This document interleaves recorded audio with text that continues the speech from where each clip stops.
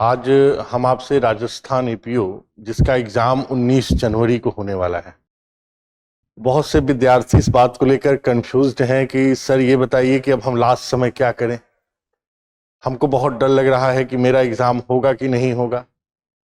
एक बहुत सी दुविधा जैसी स्थिति होती है कि हम डर रहे हैं हम एग्जाम को क्वालिफाई कर पाएंगे कि नहीं कर पा रहे हैं। हमने जो पढ़ा है ऐसा लगता है कि हम भूल सा गए। और ये एग्जाम के आखिरी समय में ज्यादातर विद्यार्थियों के अंदर ये भावना बैठ सी जाती है। और ये होना क्या गलत है क्या सही, इसके बारे में थोड़ी हम चर्चा करेंगे। और फिर मैं आपसे ये बात बताऊंगा कि कैसे 19 जनवरी का जो आपको एग्जाम है, जो संडे को एग्जाम है, उस एग्जाम को आप कैसे, किस अप्रोच के साथ आप एग्जाम हॉल में जाएं, जिससे आपकी जो तैयारी हो वो जितना आपने पढ़ा है वो आपको आसानी से सॉल्व कर सके और आपका जो सिलेक्शन का जो रेशियो है, जो सिलेक्शन है, वो ज्यादा निश्चित हो सके। ये कैसे संभव हो सकता है और लास्ट समय आपको क्या करना चाहिए, आज थोड़ा मैं इसके बारे में आपसे थोड़ी चर्चा करता हूं। पहली चीज, बहुत से स्टूडेंट के अंदर एक कॉमन फैक्टर है कि हम एग्जाम देने जा रहे हैं सर, तो हमारे अंदर बहुत सा डर लग रहा है, फियर है, बहुत ज्यादा डर है। डर इतना ज्यादा है कि हम कुछ कर ही नहीं पा रहे हैं। हम सोच रहे हैं कि हमारा सब कुछ आता है और फिर लगता है कि हमको कुछ नहीं आता। देखिए, मैं आपसे अगर कहूंगा कि आपका डर समाप्त हो जाएगा और आप डरिए मत, तो उससे आप यकीन नहीं मानेंगे। और अगर आप डर रहे हैं तो डरिए, इस सेंस के लिए डरिए कि आपको अच्छा करना है। आपको इसके लिए डरना है कि आपको सिलेक्शन लेना है। तो अगर डर अच्छे के लिए है तो वो डर अच्छा है, और अगर आप डरेंगे नहीं तो आप अच्छा करेंगे नहीं। तो अगर डर है तो डर अच्छी चीज है। डर का मतलब ये नहीं कि आप एग्जाम ही देने मत जाइए। डर का मतलब होता है कि आप एग्जाम दीजिए और एग्जाम देने के साथ आपका जो डर है वो सकारात्मक हो, पॉजिटिव हो। आपका अप्रोच पॉजिटिव होना चाहिए, आप में अच्छा करने की ललक होनी चाहिए, और तब ऐसा डर आपको अच्छा रिजल्ट देगा।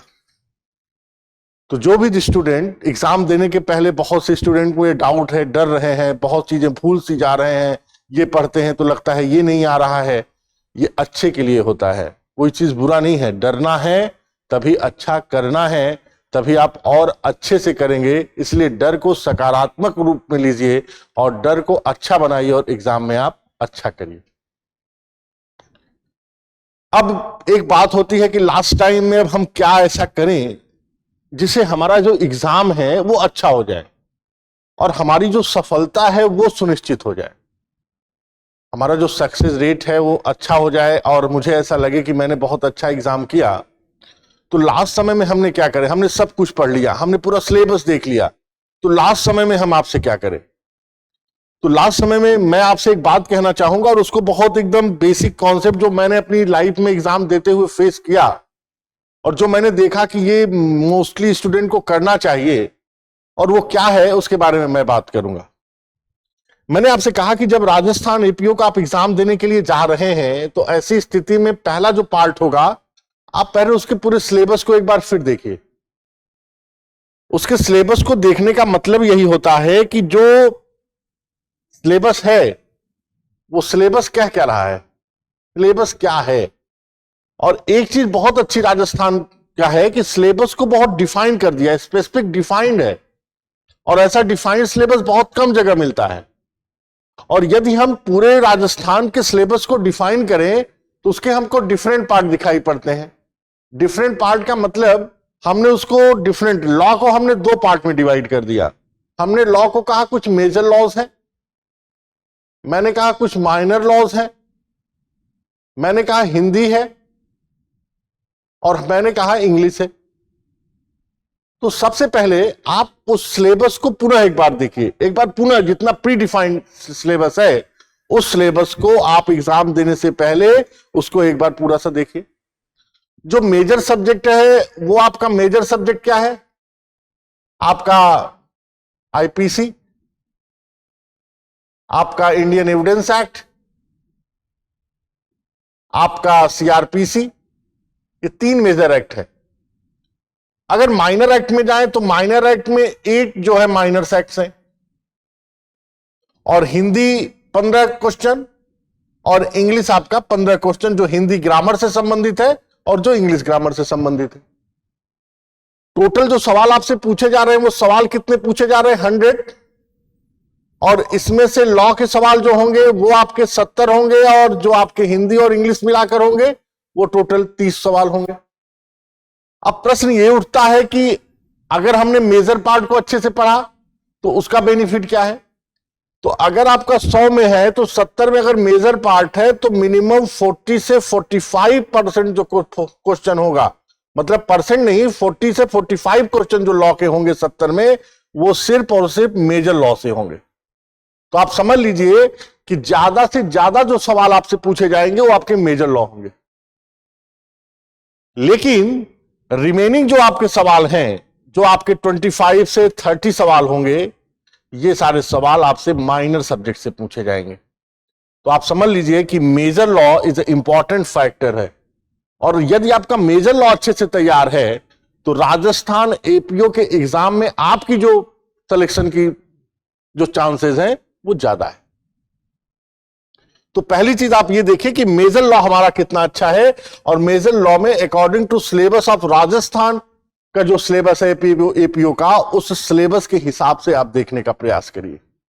अगर आप देखते हैं कि उस सिलेबस में जो डिफाइन एरिया है, उस डिफाइन एरिया से हमको निश्चित सवाल पूछे जा रहे हैं, और ये निश्चित सवाल जो है इसमें हमारी पकड़ अच्छी है। पकड़ का मतलब कि आपको मेजर लॉ में जो सबसे बड़ा सवाल पूछे जाते हैं वो इंडेक्स अर्थात जो सेक्शन होते हैं, तो सेक्शन बेस्ड सवाल आपसे पूछे जाएंगे। दूसरा जो सवाल आपसे मेजर लॉ में पूछा जाता है वो लैंडमार्क पूछा जाता है, लैंडमार्क पूछा जाता है।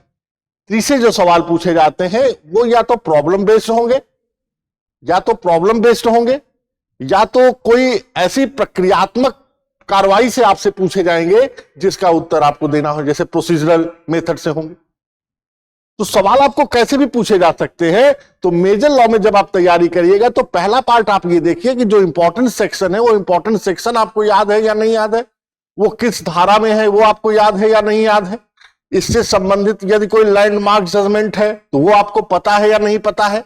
इसके अलावा आप ये देखने का प्रयास करिए कि जो उसके प्रॉब्लम बेस्ड सवाल हैं, अगर यहां से प्रॉब्लम बेस्ड सवाल बनते हैं तो सवाल में आप सॉल्व करने में कैपेबल हैं या नहीं है, और यदि कोई सीआरपीसी और एविडेंस में प्रक्रियात्मक जैसी कोई सवाल पूछा जाए तो उस प्रक्रिया से आप अवेयर हैं या नहीं। और इसको मापने का एक आसान सा तरीका है कि आप प्रीवियस ईयर के जो क्वेश्चन हैं, जो प्रीवियस ईयर के क्वेश्चंस हैं, उस क्वेश्चंस को आप सॉल्व करिए। उस क्वेश्चन को आप बार बार सॉल्व करते चलिए, और जहां पर आपको लगता है कि आपको यहां पर ज्यादा विशेष फोकस करने की जरूरत है, आप उस पार्ट को वहां पे उठा के फोकस कर लीजिए। यह काम आपको मेजर पार्ट में करना है। लेकिन रही बात माइनर की, तो माइनर में बेसिकली प्रीवियस ईयर के क्वेश्चंस आपको कम मिलेंगे, और यदि आपको माइनर लॉ सॉल्व करने हैं तो टोटल जो माइनर लॉ है वो 8 हैं।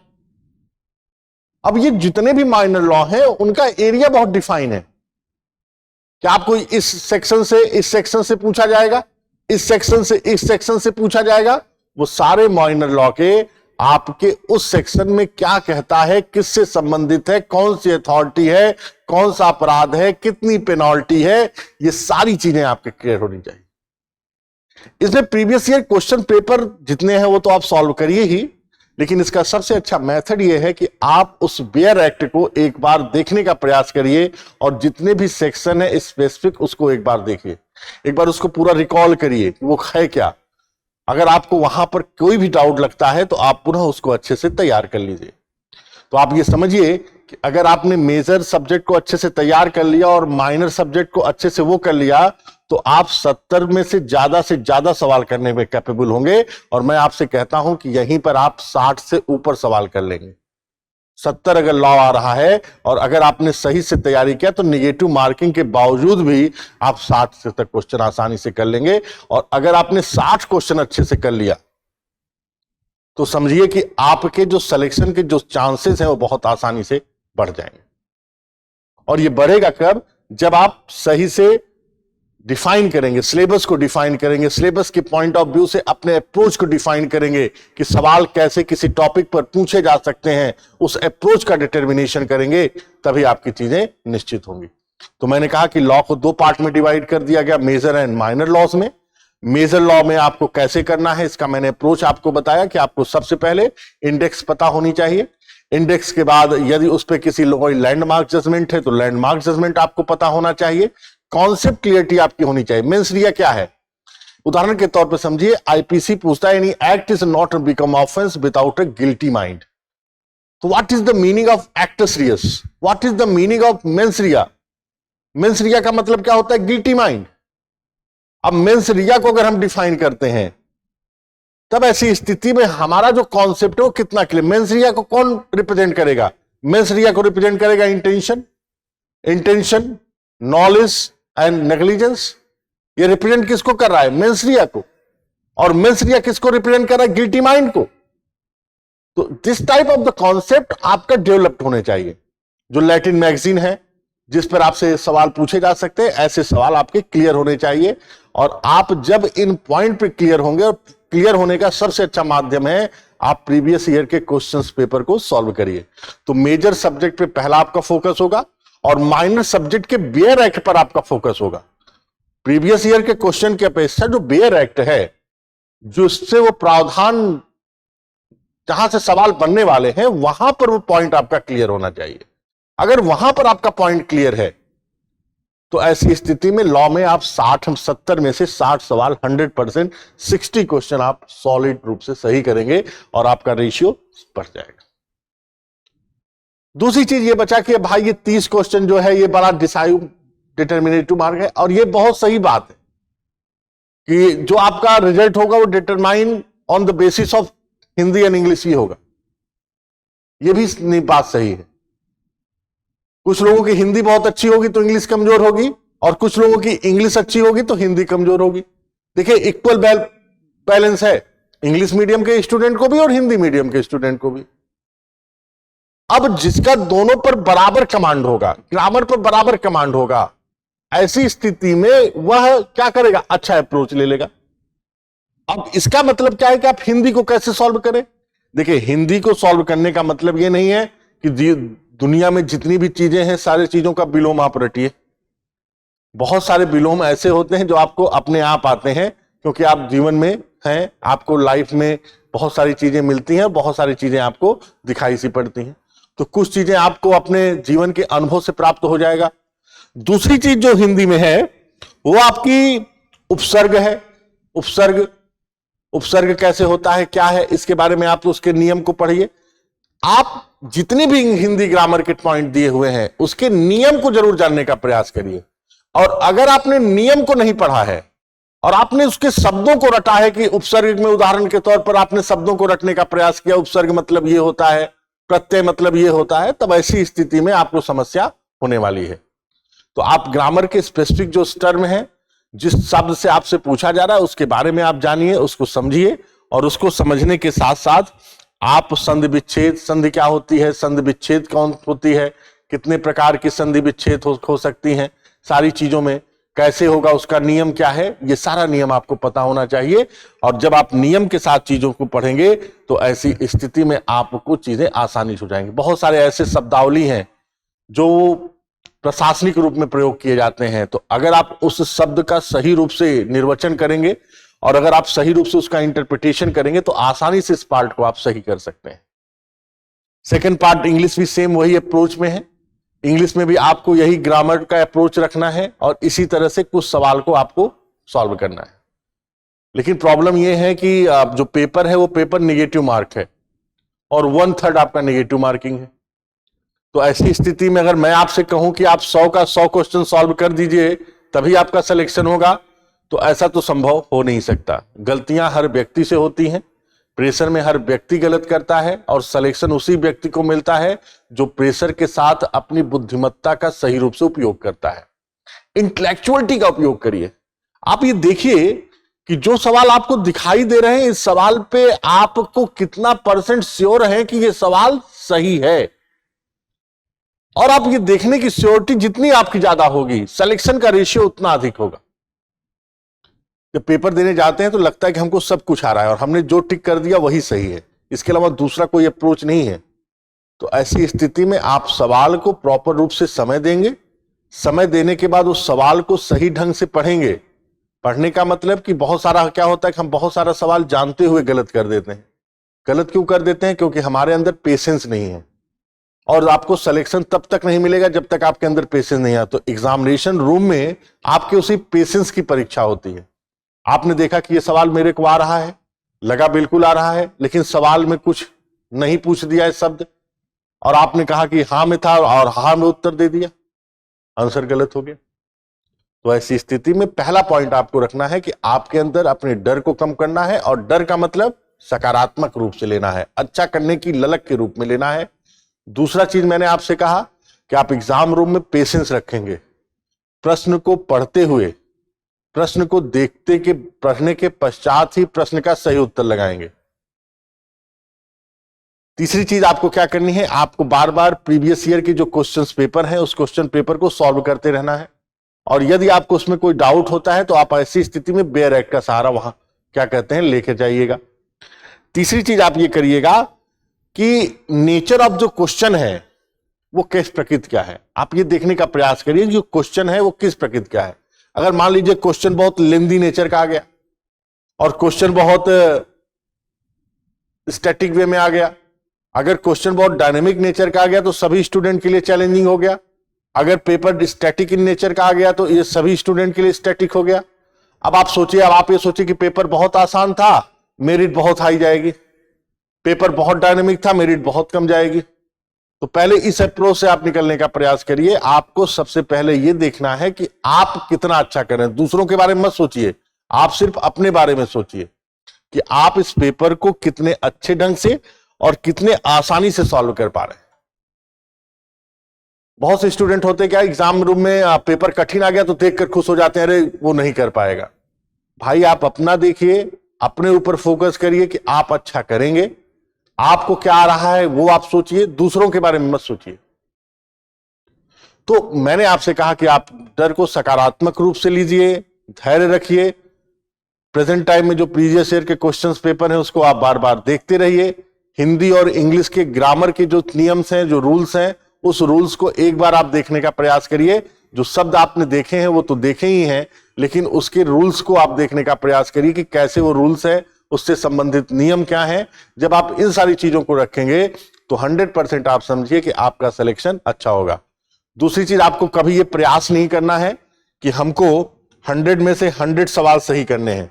अगर 100 सवाल आ रहा है और आपको अगर लग रहा है कि 100 सवाल आ रहे हैं मेरे को, आप 100% श्योर है, ऐसा तो हो नहीं सकता, ऐसा तो हो ही नहीं सकता। अगर मान लीजिए आपको लगता है कि इसके ज्यादातर सवाल हमको आ रहे हैं तो आप उस सवाल को अटेम्प्ट करिए, लेकिन बाउंड्री में नहीं बांधना है कि नहीं हम इतने में ही करेंगे, 70 क्वेश्चन ही में हमारा सिलेक्शन हो जाएगा, 80 क्वेश्चन में ही हमारा सिलेक्शन हो जाएगा, 90 क्वेश्चन में भी हमारा सिलेक्शन हो जाएगा। कट ऑफ मार्क्स निश्चित करना यह असंभव कार्य हो चुका है। प्रेजेंट टाइम में स्टूडेंट पढ़ रहा है, पढ़ाई कर रहा है, अप्रोच उसके डेवलप हो रहे हैं। तो ऐसी स्थिति में हम ये कहें कि नहीं आपने 60 क्वेश्चन कर दिया, 70 क्वेश्चन कर दिया तो आपका सिलेक्शन हो गया, हम किसी कट मार्क के चक्कर में अभी नहीं पड़ेंगे। अभी हम कोई कट मार्क डिटरमाइन भी नहीं करेंगे। अभी सिर्फ और सिर्फ हमारा काम यह है एग्जाम देना है। अभी सिर्फ और सिर्फ दिमाग में एक ही चीजें हैं कि 100 सवाल आने हैं और 100 सवाल के ज्यादा से ज्यादा क्वेश्चंस को हमें सॉल्व करना है, और वो भी सही ढंग से सॉल्व करना है। अभी सिर्फ और सिर्फ आपके दिमाग में इतनी ही चर्चाएं चलनी चाहिए। ड्यूरिंग एग्जाम या एग्जाम के आसपास में ऐसे लोगों से भी आप दूर रहिए जो आपको नकारात्मक एनर्जी देते हो। नकारात्मक एनर्जी का मतलब है जो आपसे कहते हो अरे हमने बहुत बार राजस्थान दिया, हमारा नहीं हुआ। ऐसे लोगों से भी आप दूर रहिए। पहली बात तो आपका आधा मनोबल वहीं पर कर देंगे। कुछ लोग आपको ऐसे मिल जाएंगे, अरे राजस्थान एपीओ देने क्यों जा रही है, उसमें क्या रखा हुआ है। तो पहली बात, इन सब लोगों से अपने आप को दूर करिए, कट डाउन करिए, शट डाउन एकदम कर लीजिए। जैसे होता कोविड के दौर में फैक्ट्रीज शट डाउन हो गई, लोगों का ट्रेड शट डाउन हो गया, वैसे आप भी ऐसे लोगों से अपने रिलेशन को शट डाउन कर दीजिए। और जब आप इस तरह से आगे बढ़ेंगे तो ये बात आप क्लियर जानिए कि आपका जो सिलेक्शन का चांस है वो उनसे अच्छा होगा। तो पहली बात ये आप फोकस करिए कि 100 में कितने सवाल ज्यादा से ज्यादा जो हमको सही रूप से आ रहे हैं उन सवाल को सॉल्व करिए। और जब आपको लगता है कि सवाल हमको सही रूप से या कॉन्फिडेंस रूप से कम ही आ रहा है, तब ऐसी स्थिति में आप चांस ले सकते हैं। अगर आपको लगता है कि सवाल जो है हम जितना सोच रहे हैं उतना ज्यादा श्योरिटी हमको हो नहीं रही है, तब ऐसी स्थिति में मैं आपसे कहूंगा कि आप चांस ले सकते हैं, अर्थात आप ले लीजिए, फॉरवर्ड बढ़िए। लेना तो पड़ेगा ही। अब जो आपको 40 सवाल ही आ रहा है, जब आपको 50 सवाल ही आ रहा है, कि आपको लग रहा है कि 50 सवाल ही हमको सही से आ रहा है, तब ऐसी स्थिति में चांस तो लेना पड़ेगा ना। तो ले लीजिए चांस, जो होगा सो देखा जाएगा। तो चांस तो लेना पड़ेगा अगर ऐसी स्थिति है। अगर आपको लगता है कि आप 80 क्वेश्चन बहुत आसानी से कॉन्फिडेंट हैं कि आप कर चुके हैं, तो ऐसी स्थिति में बहुत ज्यादा आपको चांस लेने की आवश्यकता नहीं है।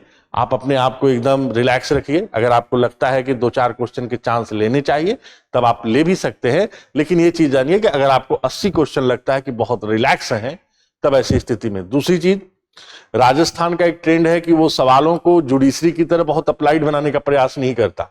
हो सकता है वो अपने ट्रेंड में परिवर्तन कर दे, इसलिए हम उस पर कोई टिप्पणी नहीं करेंगे। लेकिन ज्यादातर जो अगर प्रीवियस ईयर के हम ट्रेंड को देखें, अगर प्रीवियस ईयर के राजस्थान एपीओ के ट्रेंड को देखें, तो हम ये चीज पाते हैं कि बहुत ज्यादा वो पेपर में चेंज करने का प्रयास नहीं करता। चेंज किस लिए नहीं करता? क्योंकि जो डिटरमाइंड फैक्टर है सिलेक्शन का, जो आपके क्वालिफाई करने का, वो क्वालिफाई करने का मेन रीजन आपका हिंदी और इंग्लिश हो जाता है। तो ऐसी स्थिति में बहुत ज्यादा यहां पे चेंजेस होने के चांसेस कम है। लेकिन अगर चेंज होता है तो आप अपने आप को उस हिसाब से प्रिपेयर रखिएगा, और प्रिपेयर होने के साथ उसको लेकर आगे बढ़िएगा। तो एकदम रिलैक्स होके जाइए, एग्जाम दीजिए। एग्जाम के बारे में सिर्फ सोचिए, अच्छा करने के बारे में सोचिए। दुनिया क्या कहती है, दुनिया होगा कि नहीं होगा, क्या नहीं होगा, भूत भविष्य वर्तमान के बारे में बोलना छोड़ दीजिए। अभी सिर्फ वर्तमान में जीजिए। हम जो आज मेहनत करेंगे, उसी मेहनत का फल हमको आगे मिलने वाला है, और वो आपके रिजल्ट के रूप में सामने आएगा। तो आप जानते हैं नेगेटिव मार्किंग है, इसलिए बुद्धि एकदम रिलैक्स होनी चाहिए, माइंड एकदम सर्टेन होना चाहिए कि हमारा फिक्सेशन जो है वो क्लियर हो। तो एक तरह से अपने माइंड को एकदम फिक्स कर लीजिए, और फिक्स करने के बाद चीजों को लेकर आगे बढ़िए। और मुझे ये उम्मीद है कि अगर आप इन पॉइंट को ध्यान में रखते हुए पेशेंस के साथ, धैर्य के साथ एग्जाम देंगे, तो कहीं पर भी आपके एग्जाम में किसी भी प्रकार की कोई भी समस्याएं नहीं होंगी। इसमें कोई भी डाउट आप अपने आप में मत रखिए। मेहनत का फल 100% मिलता है, और यदि आप वर्क ऑनेस्टी के साथ कर रहे हैं, तो जीवन में आपको सफलता जरूर मिलेगी। इसी विश्वास के साथ आप एग्जाम में जाइए। और अगर आप एग्जाम में गए, तो इसके साथ और इन नियमों को आपने देखा, और इस के तहत आपने पूरे सिलेबस को एक बार रिवाइज किया, तो 100% आपको सिलेक्शन मिलेगा। तो ठीक है, ऑल द बेस्ट। और हम चाहते हैं कि आप आगे बढ़िए और वो करिए। All the best.